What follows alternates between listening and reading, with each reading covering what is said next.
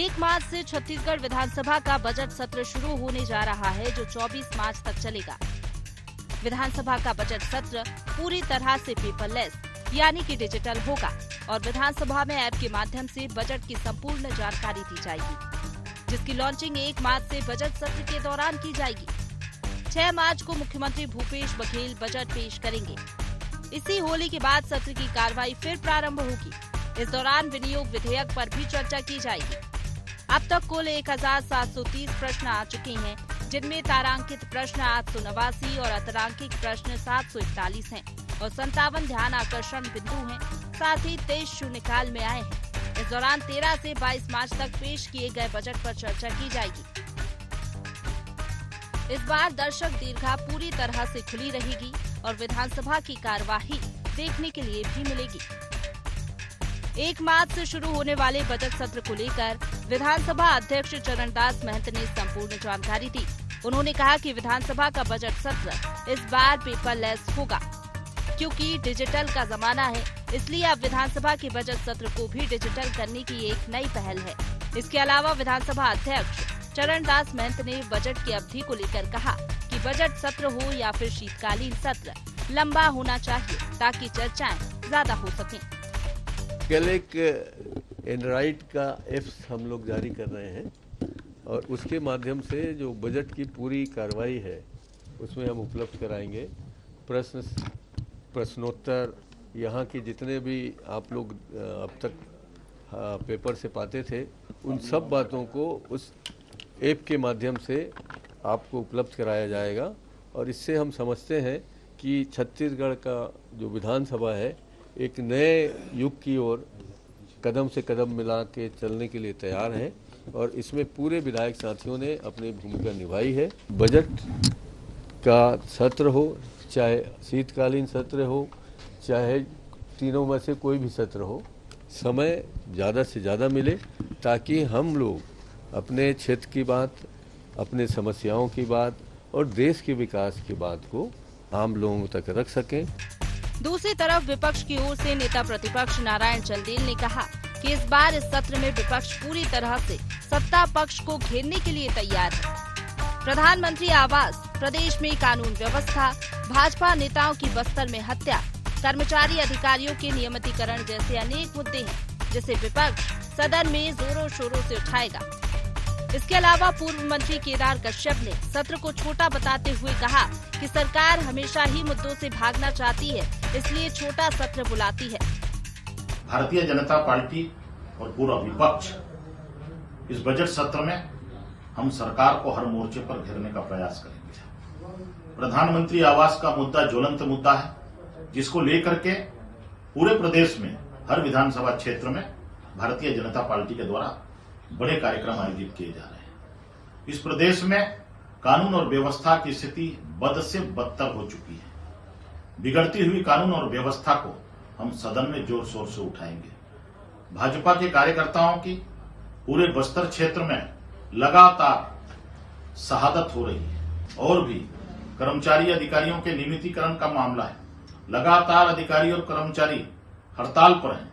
पूरे छत्तीसगढ़ प्रदेश में आंगनबाड़ी कार्यकर्ता हड़ताल पर हैं, शिक्षक हड़ताल पर हैं। हम चाहेंगे कि जो विधानसभा की जो सिटिंग है वो पूरी की पूरी हो, क्योंकि कांग्रेस पार्टी हमेशा विधानसभा को समय से पहले क्या होता है समाप्त कर देती है और लोगों के जो मुद्दे हैं उन मुद्दों से ये बचना चाहती है। हमारे विधायक सक्षम हैं और हमारे सभी लोग अपनी बातों को और क्षेत्र की बातों को लगातार विधानसभा के माध्यम से बड़े मुखरता के साथ में उठाते हैं और इस बार भी बड़े मुखरता के साथ में वो क्षेत्र की समस्याओं को पूरे प्रदेश से अवगत कराएं। विधानसभा का बजट सत्र छोटा होने के विपक्ष के बयान पर संसदीय कार्य मंत्री रविंद्र चौबे ने कहा, सत्र सार्थक होना चाहिए, बोझिल नहीं। चर्चा के बदले विपक्ष हल्ला करने लगते हैं। यदि कुछ बचता है तो शाम के बाद देर रात तक बात करके सार्थक चर्चा की जा सकती है। छत्तीसगढ़ में चुनाव तो सामने है और हमारा ये अंतिम बजट सत्र है। हमें उम्मीद करना चाहिए कि जो बजट का प्लान है, जो साइज है, वो पिछले साइज से काफ़ी विस्तारित होगा और चुनाव का वर्ष है तो कुछ नई योजनाओं का जिक्र भी होगा।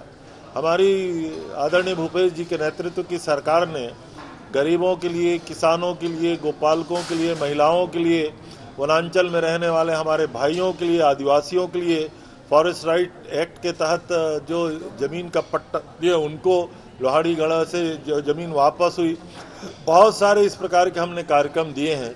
लेकिन ये आखिरी बजट सत्र है। हमारा बजट जो आएगा, कल महामहिम का अभिभाषण होगा, वहीं से आपको संकेत मिल जाएगा कि आने वाले भविष्य की हमारी जो योजनाएं होंगी वो बजट में किस प्रकार से उसका जिक्र हो सकता है। कुल मिलाकर एक बार फिर विधानसभा के बजट सत्र की अवधि पर फिर विपक्ष सवाल खड़े कर रहा है। चौंकाने वाली बात तो ये है कि इस बार केवल विपक्ष ही नहीं बल्कि विधानसभा अध्यक्ष भी सत्र की अवधि को लेकर कहीं न कहीं सवाल खड़े कर रहे हैं।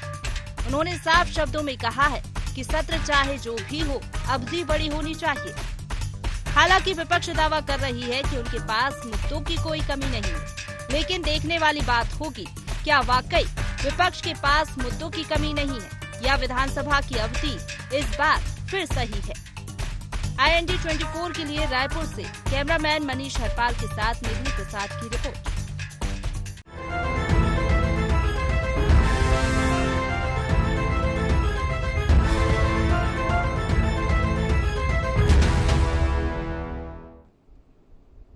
नमस्कार, गुहार छत्तीसगढ़ मियाद पर महाभारत में आप सभी का स्वागत है। मैं हूं आपके साथ दिव्यांशु जोशी। तो 1 मार्च से 24 मार्च तक छत्तीसगढ़ में बजट सत्र आयोजित किया गया है और इस बार विधानसभा का बजट सत्र पूरी तरह से डिजिटल होगा। छत्तीसगढ़ विधानसभा में इस बार ई बजट भी पेश किया जाएगा और बजट सत्र के दौरान कुल 14 बैठकें होंगी। राज्यपाल का अभिभाषण बजट सत्र की शुरुआत की जाएगी और 6 मार्च को प्रदेश का बजट खुद मुख्यमंत्री भूपेश बघेल बतौर वित्त मंत्री पेश करेंगे। तो आज इसी विषय को लेकर के हम चर्चा करेंगे और चर्चा करने से पहले क्या है आज के गुहार पॉइंट्स, उनको एक बार जान लेते हैं।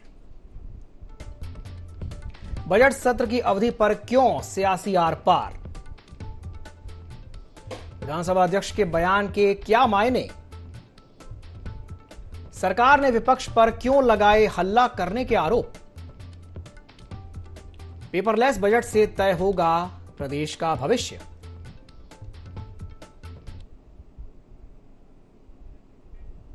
एक बार फिर आप सभी का स्वागत है गुहार छत्तीसगढ़ में। तो चलिए चर्चा को आगे बढ़ाते हैं और चर्चा में हमारे साथ 2 खास मेहमान जुड़ रहे हैं। हमारे साथ चर्चा में जुड़ रहे हैं उमेश घोरमोड़े जी जो कि बीजेपी प्रवक्ता हैं और हमारे साथ जुड़ रहे हैं लखन चौधरी जी जो कि राजनीतिक विश्लेषक हैं। आप दोनों ही मेहमानों का बहुत बहुत स्वागत है गुहार में। तो सबसे पहले मैं शुरुआत करना चाहूंगा उमेश घोरमोड़े जी से। उमेश जी, जिस तरीके से सरकार कह रही है कि सिर्फ और सिर्फ हल्ला करने के लिए आप ये कह रहे हैं कि भाई सत्र छोटा है, क्या कहेंगे इस पर? देखो, मुझको लगता है कि बीते 4 वर्षों का जो इस प्रदेश की सरकार का इतिहास रहा है या ट्रैक रिकॉर्ड रहा है, हल्ला करने का काम स्वयं सरकार करती रही है और समय समय पर तमाम सत्रों को अगर हम उठा करके देखें तो हर सत्र में विपक्ष के जनता से जुड़े हुए सवालों से ये सरकार भागती हुई दिखी और कुल मिलाकर के ये इस सरकार का आखिरी बजट है। मैं तो ये कहूंगा ये इस सरकार का नहीं, इस प्रदेश की कांग्रेस की सरकार का ये अंतिम बजट है और इसके बाद इस प्रदेश की कांग्रेस की सरकार का जाना तय है, क्योंकि पूरे प्रदेश में बीते 4 वर्षों में जिस प्रकार से बजट रहा उसको लेकर के आज पूरे प्रदेश में निराशा है। आशा की कहीं कोई किरण नजर नहीं आ रही। शायद इसीलिए अपने इतिहास के तहत जिस प्रकार से ये सरकार हर सत्र में सवालों के जवाब देने से बचते रही है, भागते रही है और इस बात का एहसास शायद आज चरणदास महंत जी को भी हो गया, क्योंकि वो बहुत ही अनुभवी हैं। लंबा इतिहास रहा है उनके संसदीय क्षेत्र का। अगर हम देखें तो मध्य प्रदेश के समय से विधायक के रूप में छत्तीसगढ़ का प्रतिनिधित्व वो करते रहे हैं और वो भी इस बात को शायद महसूस कर रहे होंगे। इसलिए उनके बयान में भी ऐसा लगता है कि विधानसभा के अध्यक्ष जी को भी शायद ऐसा लग रहा है कि छत्तीसगढ़ की जनता के हित में उस समय कहीं कम तो नहीं पड़ जाएगा। उन्होंने एक अच्छी बात कही है, मैं उम्मीद करूंगा कि विधानसभा के अध्यक्ष होने के नाते जनहित को देखते हुए, छत्तीसगढ़ की जनता के सवालों को देखते हुए, क्योंकि 1730 से अधिक लगभग सवाल आ चुके हैं, तो मुझको उम्मीद है कि हो सकता है वो इस पर निर्णय लेते हुए आने वाले समय के अंदर में सत्र का जो अवधि है उसको बढ़ाने का शायद प्रयास करेंगे। लेकिन यही इस सरकार के बीते 4 वर्षों का अगर रिकॉर्ड देखें तो अगर बीते बजट सत्र का ही उदाहरण अपन ले लें तो हर समय ये सत्र कम करते रहे।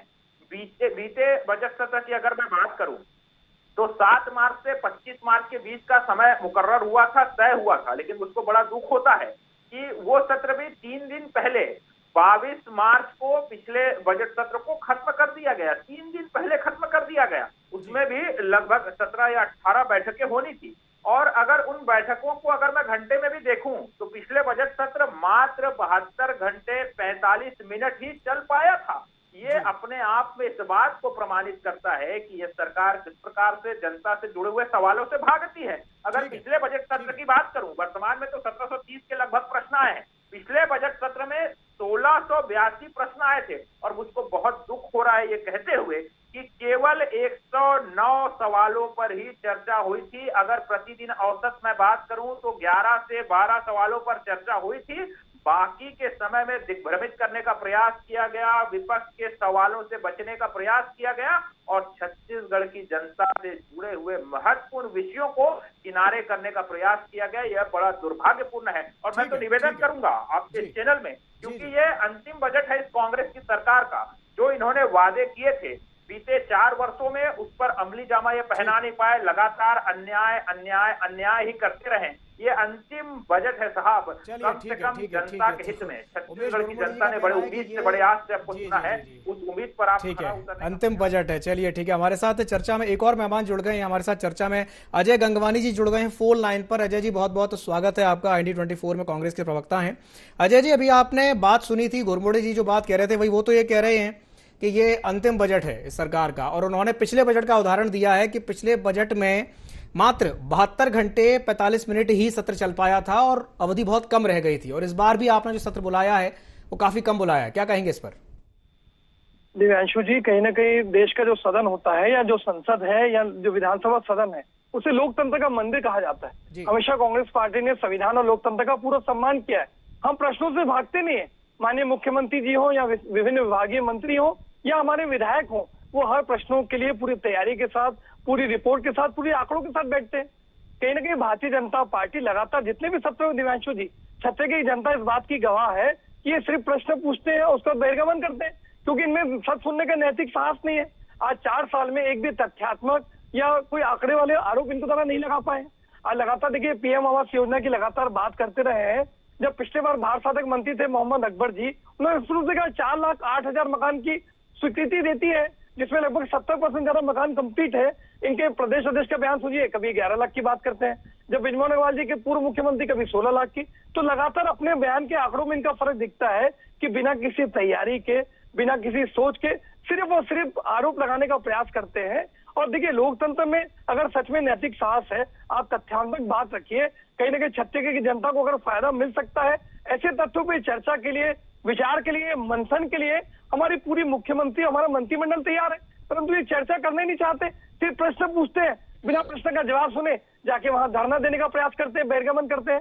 आज आरक्षण संशोधन विधेयक, आज जो कहीं ना कहीं उनको उनके हकों को देने का प्रयास किया जा रहा था, आज उससे भी इनके द्वारा तमाशा करने का प्रयास किया गया। और अंत में जब वो सफल होता है तो राजभवन के मामले आज तक उसको अटका के रखा गया है। देखिए, हम एक बात पे विश्वास करते हैं, देश का जो छत्तीसगढ़ का बजट है वो सर्वजन हिताय, सर्वजन सुखाय, मतलब प्रत्येक वर्ग, चाहे वो किसान हो, मजदूर हो, महिला वर्ग हो, नौकरी पेशा हो, सबके लिए कुछ होना चाहिए। आज केंद्रीय बजट जो था, जिसमें पूरे देश को घोर निराशा हुई, आज कहीं ना कहीं देखिए, आज ये जो बजट है वो एक पॉलिसी डॉक्यूमेंट नहीं है, वो आने वाले सरकार का अगले वर्ष में क्या सोच, क्या नजरिया, किस प्रकार का प्रयास है वो है। और कहीं ना कहीं केंद्रीय बजट सिर्फ आय व्यय का विवरण था। आज छत्तीसगढ़ में क्या इनके केंद्रीय बजट में क्या कोई घोषणा हुई, किसी प्रकार की कोई योजना लागू की गई? ठीक है गंगवानी जी, ठीक है, मैं आपके पास वापस आऊंगा। घुरमुड़े जी, मैं आपके पास भी आऊंगा। हमारे साथ चर्चा में लखन जी भी जुड़े हुए हैं, लखन चौधरी जी। मैं उनसे एक सवाल करता हूं, फिर मैं आपके पास वापस आता हूं। लखन जी, अभी आपने दोनों की बातें सुनी, आपने गंगवानी जी की भी बात सुनी, आपने घुरमुड़े जी की भी बात सुनी। भाई, बीजेपी कह रही है कि सरकार चर्चा ही नहीं करना चाहती, चर्चा से भाग रही है, और कांग्रेस कह रही है कि भाई जब सवाल लगाते हैं, सवाल पूछते हैं, जवाब देने के बजाय वो बहिर्गमन कर जाते हैं, चर्चा सार्थक चर्चा नहीं हो पाती है। क्या कहेंगे इस पर? जी देखिए, दोनों प्रवक्ताओं ने अपने अपने पार्टी की बात कही है और दोनों अपनी जगह सही है। आज जो स्पीकर साहब है महंत जी, उन्होंने जो कहा है उसको लेकर भाजपा जो है अपनी बात की पुष्टि करवा रही है कि जो है स्पीकर साहब ने भी कहा है कि ये जो 14 दिन का जो सत्र है वो कम है। मुझे लगता है कि ठीक है, स्पीकर साहब ने कहा है कि भाई उनको जो है जनहित के जुड़े मसलों पर जो है चर्चा करने के लिए समय और मिलना चाहिए था। एक बार ये मान लिया भी जाए कि 14 दिन का समय कम है, लेकिन अब चूंकि 14 दिन का समय मुकर्रर हो चुका है दिव्यांशु जी, इसलिए अब उस पर डिबेट या बहस करने की बजाय हमको या भाजपा को जो है इस 14 दिन के सत्र को किस तरह से सार्थक बनाया जाए, इस पर जो है ध्यान केंद्रित करना चाहिए मुझे लगता है। और 14 दिन में यदि आक्रामक तरीके से भाजपा अपने जन सरोकार के जुड़े सवालों को सरकार के सामने रखती है और सरकार से सवाल पूछती है, तो 14 दिन भी मुझे लगता है कि बहुत है। और सरकार क्या 14 दिन क्या 4 दिन में सरकार जो है पानी मांग सकती है। यदि भाजपा वास्तव में छत्तीसगढ़ की जनता की हितैषी के रूप में यदि सरकार से सवाल करना चाहती है तो 14 दिन का समय मुझे लगता है कम नहीं है। ठीक है कि और समय होना चाहिए था, लेकिन जिस भी कारण से 14 दिन का जो समय है, उस 14 दिन में भी बहुत सारा जो है जन सरोकार का काम किया जा सकता है। और भाजपा इस बार करेगी ऐसा लगता है, क्योंकि देखिए इस बार जिस तरह से बजट सत्र हो रहा है उसके साए में एक तो कांग्रेस का अधिवेशन है जिसमें जो है बड़े बड़े निर्णय कांग्रेस के द्वारा लिए गए हैं और कांग्रेस उत्साह में है। किसानों को 2800 रुपए जो धान खरीदी का मुद्दा जो घोषित हुआ है उससे लेकर भी जो है किसानों में उत्साह है और छत्तीसगढ़ की जनता में उत्साह है। और ये चूंकि आखिरी बजट है इस सरकार का, इसलिए केवल किसान नहीं बल्कि युवा वर्ग भी जो है आशान्वित है और ये राह देख रहे हैं कि हमारे लिए बजट में क्या आएगा। महिलाएं देख रही हैं, व्यापारी देख रहे हैं, तमाम वर्ग, समाज के सभी वर्गों की निगाह है। बिल्कुल सही कहा आपने, बिल्कुल सही कहा लखन जी। इस तरह की चीजें आएंगी तो निश्चित रूप से ये बजट जो है एक सार्थक बजट सत्र होना चाहिए और दोनों दल मिलकर इस बजट सत्र को सार्थक बनाए तो मुझे लगता है कि ये ज्यादा अच्छा होगा। ठीक है मैं प्रतिक्रिया लेता हूँ घोरमोड़ी जी से। घोरमोड़ी जी, अभी आपने लखन जी की बात सुनी, वो कह रहे हैं कि भाई 14 दिन का समय भी कम नहीं होता है। अगर आप चाहें तो 14 दिन में भी तार्किक तरीके से अपनी बात रख करके सरकार को घेर सकते हैं, क्या कहेंगे? देखिए दिव्यांशु जी, हमने हर समय पे, क्योंकि इस सरकार का बीते 4 वर्ष का इतिहास रहा है, तमाम सत्रों के अंदर में 5 दिन की कटौती, कभी 6 दिन की कटौती ये करते रहे। वो इसलिए कटौती करके भागते रहे हैं क्योंकि हमने शुरुआत में ही इतने दबाव में इनको ला दिया, जनता से जुड़े हुए महत्वपूर्ण सवालों को इतनी मुखरता से उठाया कि इनको सत्र को समय से पहले सत्रावसान करके भागना पड़ा। और अभी भी 14 दिन के समय में हम पूरा प्रयास करेंगे और पूरी मजबूती से छत्तीसगढ़ की जनता के हित के सवालों को वहां पर रखेंगे, बशर्ते ये सरकार समय से पहले सत्रावसान करके भागे ना। हम चाहते हैं कि समय का पूरा सदुपयोग हो, छत्तीसगढ़ की जनता के हित में निर्णय है। अभी आदरणीय लखन जी कह रहे थे कि चारों तरफ उत्साह है, उम्मीदें हैं।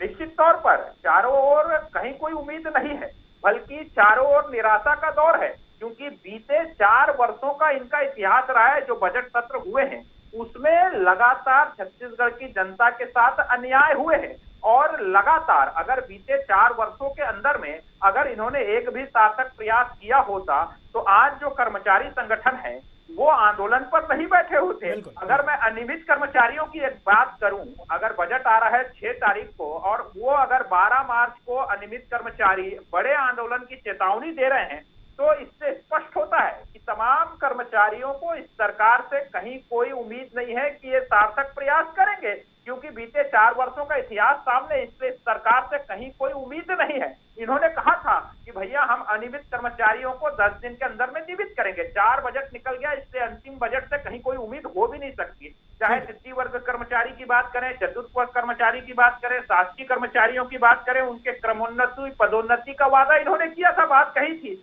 आज उस दिशा में सरकार बढ़ती हुई नजर नहीं आती। प्रधानमंत्री आवास योजना की बात करें, महिलाओं की बात करें, कल का अगर मैं विषय ले लूं तो इस छत्तीसगढ़ के इतिहास में काला अध्याय दर्ज हुआ है। पंचायत शिक्षक की जो विधवा मेरी बहन है वो बीते 120 दिन से लगातार आंदोलन कर रहे थे और उनको निराश होकर के, हताश होकर के जब सरकार उनकी सुध नहीं लेती है तो मेरी छत्तीसगढ़ की उस बहन को, उस बेटी को अपना केस त्यागना पड़ता है। इससे शर्मनाक बात इस प्रदेश के लिए और कोई नहीं होती। और मैं तो कहना चाहूंगा कि जो बजट आ रहा है उसमें वे प्रावधान करें कि उन मेरी बहनों को न्याय मिल सके जो 120 दिन से आंदोलन में बैठे हैं। मेरे उन भाइयों को, उन अनियमित कर्मचारियों को नियमितीकरण की उनकी मांग को पूरा करने का प्रावधान करें, कर्मचारियों के लिए प्रावधान करें। केवल कर्मचारियों का ही मुद्दा नहीं है गुरमोड़े जी, और भी बहुत सारे मुद्दे हैं। पीएम आवास की बात हो, सड़कों का मुद्दा हो, शराबबंदी का मुद्दा हो, और भी ऐसे बहुत सारे जनहित के मुद्दे हैं जिन्हें लेकर के ये समझ में आ रहा है कि हाँ भाई बीजेपी घिराव करने वाली है, कांग्रेस को घेरने वाली है। चलिए मैं प्रतिक्रिया ले लेता हूं। गंगवानी जी, अभी आपने घोरमोड़े जी की बात सुनी, क्या कहेंगे इस पर? दिव्यांशु जी, आपके लोकप्रिय चैनल पे ऐसे प्रवक्ता के रूप में पूरी जिम्मेदारी से इस बात को कह रहा हूँ कि जो आने वाला बजट होगा वो सर्वजन हिताय, सर्वजन सुखाय होगा। क्योंकि कहीं ना कहीं बजट जो है एक पॉलिसी डॉक्यूमेंट है, जो सरकार का सोच, जनता के भलाई के लिए जो नीति है उसका स्पष्ट प्रमाण है। ये कहीं ना कहीं केंद्र सरकार के बजट हमारे बजट में महत्वपूर्ण अंतर है। देखिए कुछ आंकड़े दे दूं, चीजें बेहतर स्पष्ट होगी। पिछले बजट में हमारा 701 करोड़ रुपए का रेवेन्यू सरप्लस था, जबकि केंद्र सरकार के बजट में रेवेन्यू डेफिसिट। कुल व्यय का 14.6% हमारा पूंजीगत व्यय था। किसी भी जो बजट का सबसे प्रमुख पार्ट होता है वो पूंजीगत व्यय। पूंजीगत का प्रतिशत जितना अधिक है, ये माना जाता है कि जनता के हित में उतना फायदा पहुंचता है। केंद्रीय सरकार का जो पूंजीगत व्यय था मात्र 2.9%, हमारा जो था 14.6%, मतलब 4 गुना। आज कहीं ना कहीं अधोसंरचना विकास, वनोपज प्रोसेसिंग, स्वास्थ्य, कृषि, रोजगार मिशन, समृद्धि, सिंचाई, शिक्षा, हर क्षेत्र को हमने कवर किया। सामाजिक क्षेत्र के लिए इनको शांत कर लीजिए पहले। सामाजिक क्षेत्र के लिए 37%, आर्थिक क्षेत्र रोजगार के लिए 40%। घोरमोड़े जी, जब आप बोल रहे थे तो वो शांति से आपकी बात सुन रहे थे, उनकी बात सुन लीजिए ना, मैं आपको मौका दूंगा। गलत जी गंगवानी जी। देखिए दिव्यांशु जी, पिछले बार का जो बजट था सामाजिक क्षेत्र के लिए 37%, आर्थिक क्षेत्र और रोजगार के लिए 40%, सामान्य सेवा के 23%, मतलब हमने हर क्षेत्र, हर वर्ग को पूरी तरह से कवर करने के उनके भलाई के लिए काम किया है। और आने वाला जो बजट है वो चुनावी वर्ष का बजट है। आज चाहे कर्मचारी हो या अन्य संगठन हो, वो कहीं ना कहीं थोड़ा सा सरकार पर दबाव डाल के अपनी मांगों को पूरे करने का प्रयास करते हैं। देखिए कहीं ना ओल्ड पेंशन स्कीम का 17,240 रुपए जो छत्तीसगढ़ सरकार को गंगवानी जी एक बात बताइए, मैं क्षमा चाहूंगा आपको बीच में रोक रहा हूं। कल जो हमने तस्वीरें देखी हैं रायपुर में, जिस तरीके से महिलाओं ने अपने केश त्यागे हैं, मुंडन करवाया है, रो रही थी वो वहीं पर बैठ करके, उसको लेकर के क्या कहेंगे आप? देखिए छत्तीसगढ़ के लगभग 4 लाख से ज्यादा कर्मचारी हैं। वो कर्मचारी को ये तो हमारी पहली प्राथमिकता है। रिपोर्ट फाइनली स्टेज पे है, बहुत जल्दी हम निर्णय तक पहुंचेंगे। लगातार कर्मचारियों के हित में हमने निर्णय लिए, चाहे सैटरडे संडे अवकाश की बात हो, ओल्ड पेंशन स्कीम लागू करने की बात हो, या जो अपन उसकी जो किसी की डेथ होने के बाद जो नियुक्ति की जाती है उसके अनुकंपा नियुक्ति की लिमिट बढ़ाने की बात हो। लगातार कर्मचारियों के हित में निर्णय लिए गए हैं और अभी भी मैं लगातार उस पर चर्चा जारी है। मुख्य सचिव की अध्यक्षता की रिपोर्ट में माननीय मुकेश बघेल जी लगातार उसकी चर्चा जारी है। बहुत जल्द हम निर्णय तक पहुंचेंगे। लेकिन आपके जो पे चलो स्पष्ट कर दूं, आने वाला बजट सबके लिए होगा, सारे हितों के लिए सबके होगा। ये केंद्रीय सरकार का बजट नहीं होगा। ठीक है। चलिए जल्दी से जी, घोरमोड़ी जी कुछ कहना चाहते हैं आप, बोलिए। प्राथमिकता है हमारी और हम प्राथमिकता में रखते हैं। ये कैसी प्राथमिकता है साहब? 120 दिन से अधिक हो गया उन बहनों को आंदोलन में बैठे हुए। कांग्रेस का कोई नेता नहीं जाता, सरकार की तरफ से कोई नुमाइंदा नहीं जाता, उनकी सुध लेने के लिए कहीं कोई प्रयास नहीं किए जाते। वो हताश होकर के, निराश होकर के अपना केस त्याग देती है साहब। इससे बड़ी शर्मनाक बात आपके केंद्रीय मंत्री है, राष्ट्रीय उपाध्यक्ष है, आप अगर संशुरू कर्मचारी हितैषी है तो आपका अगर आप दोनों एक साथ बोलेंगे तो समझ में नहीं आएगा। अगर आप कर्मचारी हितैषी है, चलिए ठीक है। मैं लखन जी से प्रतिक्रिया ले लेता हूँ। ठीक है घोरमोड़ी जी, गंगवानी जी, ठीक है। चलिए ठीक है। लखन जी, कल जो दृश्य हमारे सामने उपस्थित हुआ वो वाकई में शर्मनाक था। जिस तरीके से महिलाओं ने अपने केश त्यागे हैं, कहीं ना कहीं वो स्थिति चिंताजनक है। और जिस तरीके से वो रो रही थी और वो तस्वीरें हमारे सामने आई, विचलित करने वाली तस्वीरें थी, तो बड़ा सवाल ये उठता है कि क्या वाकई में सरकार को उनकी चिंता है? लखन जी। बिल्कुल, देखिए सरकार को इसकी चिंता होनी चाहिए। देखिए सरकार को इस तरह के जो लोग हैं जो सड़क पर उतारू होकर जो है इस तरह प्रदर्शन कर रहे हैं और जो जायज मांगों के लिए प्रदर्शन कर रहे हैं, सरकार ने उनको आश्वासन भी दिया था। तो नियमितीकरण का एक बड़ा मुद्दा है और बहुत सारे विभागों में जो संविदा कर्मचारी थे पिछले कई सालों से जो है काम कर रहे हैं, उनकी उम्र जो है निकलती जा रही है, वो सेवानिवृत्ति के करीब आ रहे हैं। तो ऐसे लोगों के ऊपर जो है सरकार को गंभीरता से सोचना चाहिए और समय नहीं है। देखिए युवाओं कि जिस तरह से बेरोजगारी के मामले में छत्तीसगढ़ ठीक है कि सबसे कम बेरोजगारी दर वाले राज्यों में जो है सिरमौर पर बनी हुई है, लेकिन इस तरह के चीजों को भी सरकार को देखना चाहिए। और बिल्कुल, मुझे लगता है कि बजट में युवा हैं जी बिल्कुल जी जी, चलिए ठीक है, समय की बाध्यता है। आप तीनों मेहमान को हमारे साथ जुड़ने के लिए बहुत बहुत धन्यवाद। तो बजट सत्र शुरू होने जा रहा है। 6 तारीख को खुद मुख्यमंत्री भूपेश बघेल बतौर वित्त मंत्री बजट पेश करेंगे। चुनावी साल है, एक बड़ा मौका है सरकार के पास। कई ऐसे मुद्दे हैं जिन्हें लेकर के इस बार बीजेपी जो है वो सदन में सरकार को घेरने का प्रयास करेगी। अब देखने वाली बात ये होगी कि क्या वाकई में जो सरकार है बजट के माध्यम से सभी वर्गों को संतुष्ट कर पाती है या नहीं। तो गुहार छत्तीसगढ़ में फिलहाल के लिए इतना ही। मुझे दीजिए इजाजत और आप बने रहिए ID24 के साथ। नमस्कार।